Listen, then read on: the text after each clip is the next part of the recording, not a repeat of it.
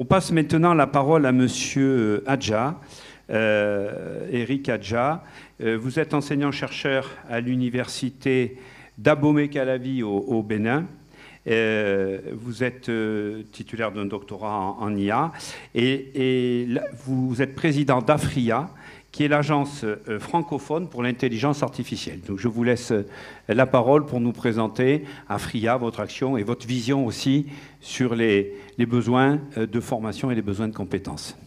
Merci, M. Maillet. J'ai prévu un PowerPoint qui va s'afficher normalement. Merci voilà. À l'AFPA pour l'invitation et à la DMIA avec laquelle nous travaillons depuis quelques années.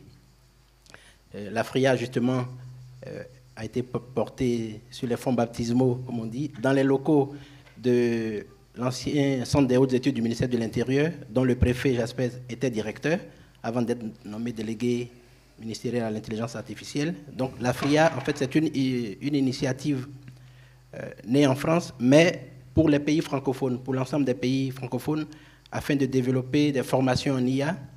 Nous avons un siège à Genève auprès des Nations Unies et nous développons surtout 3 domaines d'activité, la formation, la sensibilisation et puis la communication. Alors, je sais que la prochaine slide parle surtout de nos axes stratégiques. Voilà. L'AFRIA travaille autour de 3 piliers. La gouvernance, sensibiliser surtout les gouvernants. Justement, tu en as parlé tout à l'heure, la volonté politique. C'est la même problématique en France, en Afrique ou ailleurs. Il faut que les politiques soient sensibilisés sur les enjeux de l'IA. Parce que les enjeux ne sont pas que réglementaires, juridiques, il y a aussi des enjeux éthiques. Il faut pouvoir créer des lois pour encadrer tous les enjeux de données personnelles. Parce que l'IA n'a pas que des avantages. Il y a des enjeux, il y a des enjeux liés à la vie privée, des enjeux liés aux données personnelles. Et c'est important que les aspects éthiques, on n'en parle pas souvent parce que les aspects techniques prennent le pas sur ces aspects humains, humanistes. Et une des visions de l'AFRIA, c'est de promouvoir une vision humaniste de l'IA au service des humains, parce qu'il y a beaucoup d'enjeux liés aux inégalités, liés par exemple à ce qu'on appelle les biais. Parce que l'IA, c'est des algorithmes qui ne font que rendre ce qui a été programmé. Et en fonction des biais, des préjugés des informaticiens, vous avez des IA qui font des discriminations par rapport aux femmes, par rapport à certaines catégories d'employés. Donc il est important que ces enjeux soient programmés aussi dans la machine pour que l'IA soit respectueuse de la diversité des gens, diversité des langues. Voilà pourquoi nous nous battons pour qu'il y ait une IA qui reste aussi francophone. Vous vous rendrez compte qu'il est souvent question de machine learning, deep learning.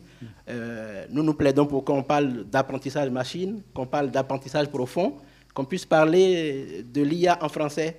Ce n'est pas un combat d'arrière-garde, c'est un combat de la diversité culturelle, linguistique et humaine qui est un enjeu pour nous capital.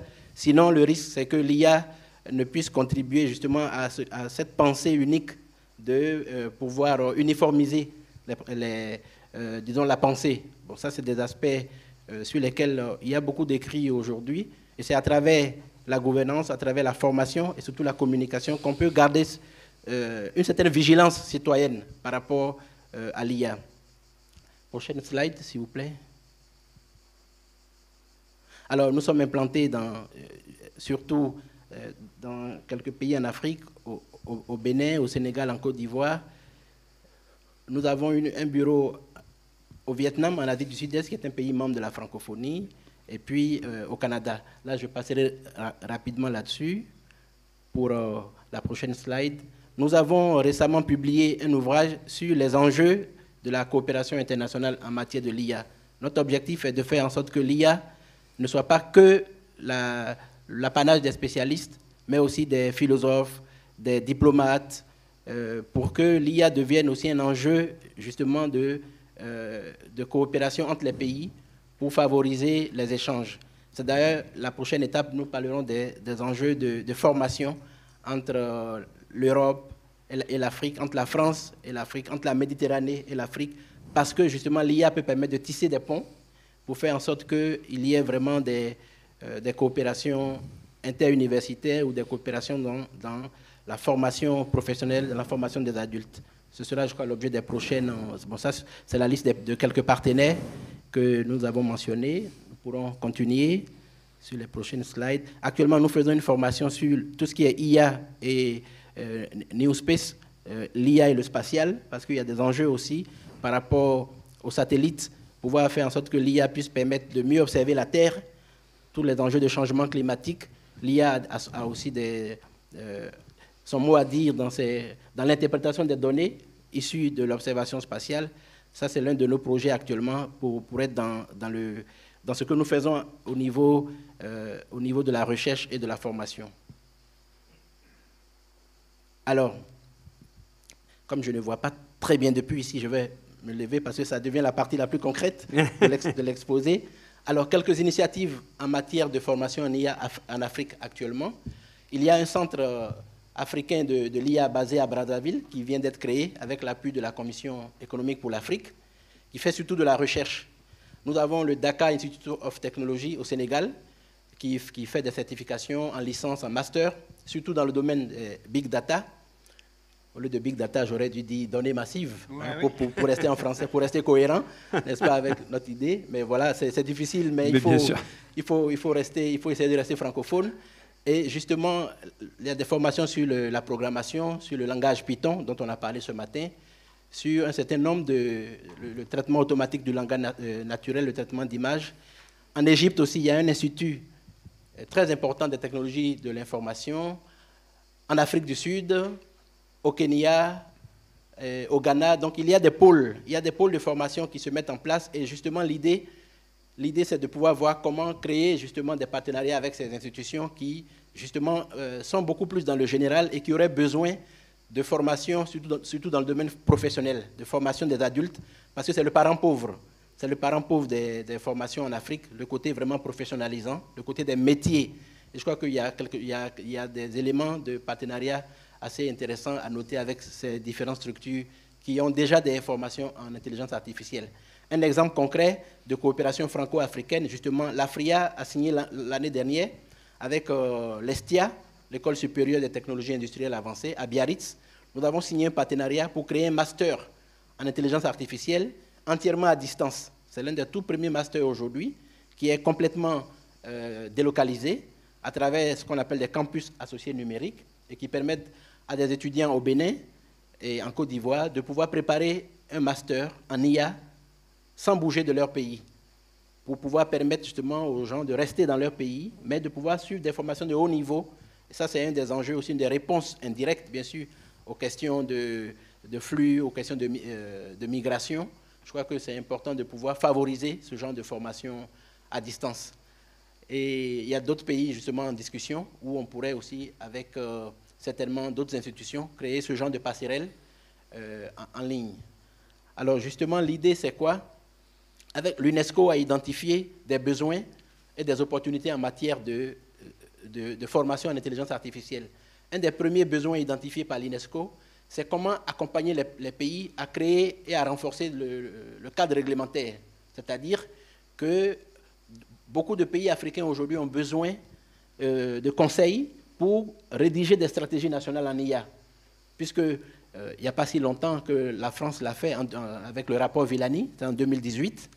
Donc, mais avec ce qui s'est rédigé déjà, il y a aujourd'hui, sur la base de la stratégie française de l'IA et d'autres pays européens, il y a matière à fournir du conseil et de l'appui, de l'assistance. Pourquoi? Parce que si la France ne le fait pas, si l'Europe ne le fait pas, ce sera la Chine, ce sera les États-Unis, mais qui ont une vision de l'IA complètement différente. La vision chinoise de l'IA, c'est vraiment une IA au service uniquement du gouvernement, c'est-à-dire permettre de mieux gérer la population avec tout ce qu'on sait comme restriction à la liberté. La vision américaine de l'IA est, comme il fallait s'y attendre, très orientée vers les entreprises qui recueillent à tout va les données, avec les GAFAM, Google, Amazon, Facebook. C'est une IA uniquement au service vraiment du business, mercantile. Donc entre une IA uniquement, pratiquement mercantile, et une IA uniquement au service de l'État du parti, il y a une vision européenne de l'IA qui est une vision humaniste basée sur le droit à travers la réglementation générale RGPD, la protection des données.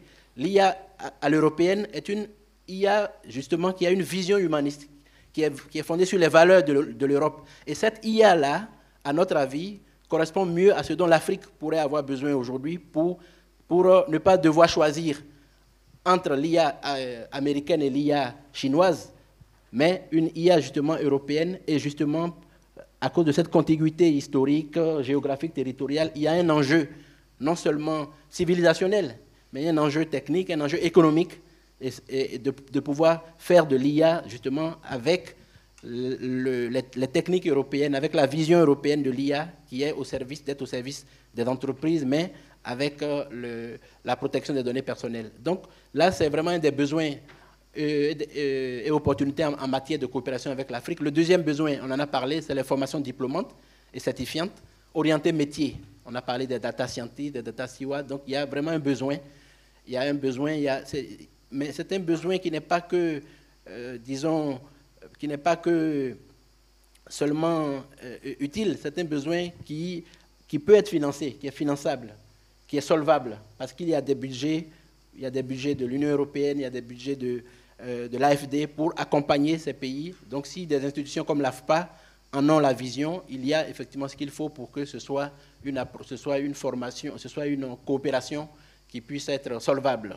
Et enfin, le conseil en accompagnement des entreprises et start-up pour stocker des données, des data centers, pour la cybersécurité. Il y a vraiment justement beaucoup de choses à faire dans ce domaine.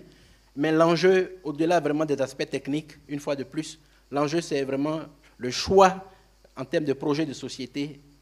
Parce que l'IA, contrairement à ce qu'on dit, n'est pas neutre. On parle d'algorithmes, on parle de données, mais il y a toujours derrière, il y a une vision. Et pour nous, il est important de pouvoir identifier ces opportunités et voir qu'on peut y répondre. Je crois que c'est l'objet du dernier slide, puisqu'on a beaucoup parlé de Python ce matin. Pour nous, l'un des enjeux d'une coopération euro-méditerrano-africaine, c'est de dompter le Python de l'IA afin de ne pas devoir en avaler les couleuvres. Je vous remercie. Voilà. Excellente. Remarquable chute, dompter le Python pour ne pas avoir avalé la couleuvre. Une IA donc francophone et une IA humaniste, parce que la donnée n'est pas neutre. Voilà. Et son utilisation, encore moins, son traitement, nous l'avons compris.